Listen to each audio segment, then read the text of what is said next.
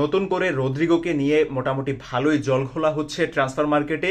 Real Madrid ছাড়বেন Rodrigo, এটা মোটামুটি নিশ্চিত। তিনি আরো বেশি গেম টাইম পান, এটা তিনি মনে করছেন। আর রদ্রিগোকে নেওয়ার ব্যাপারে বায়ার্ন মিউনিখ এবং আর্সেনাল ইতোমধ্যেই সরাসরি না করে দিয়েছে।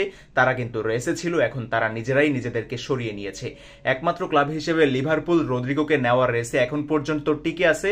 আর লিভারপুল তখনই রদ্রিগোকে নেওয়ার ব্যাপারে আগ্রহী হবে যখন তারা তাদের বর্তমান প্লেয়ার লুইস দিয়াজকে হারিয়ে ফেলবে। লুইস দিয়াজ ক্লাব ছাড়বেন, এটা মোটামুটি প্রতিষ্ঠিত সত্য।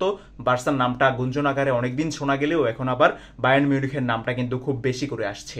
সো লুইস দিয়াজ যদি লিভারপুল ছেড়ে বায়ার্ন মিউনিখে চলে যান, তখনই কেবল লিভারপুল রদ্রিগোর দিকে হাত বাড়াবে। এবং এই প্রেক্ষাপটে বা এই অবস্থায় এসে রদ্রিগো নিজে ক্লাব সুইচ করার ডিসিশনটা কি ফাইনালি নিয়ে ফেলেছেন কিনা সেইটাও একটা দেখার বিষয়। কেননা দুইটা নাম ইতোমধ্যেই বাদ পড়ে গিয়েছে তার পরবর্তী গন্তব্য হওয়ার থেকে।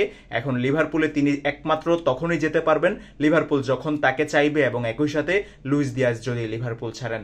এখন লুইস দিয়াজের লিভারপুল ছেড়ে বায়ার্নে যাওয়ার উপরে কিন্তু রদ্রিগোর ইংলিশ প্রিমিয়ার লিগ তথা লিভারপুলে আসাটা অনেকাংশেই নির্ভর করছে।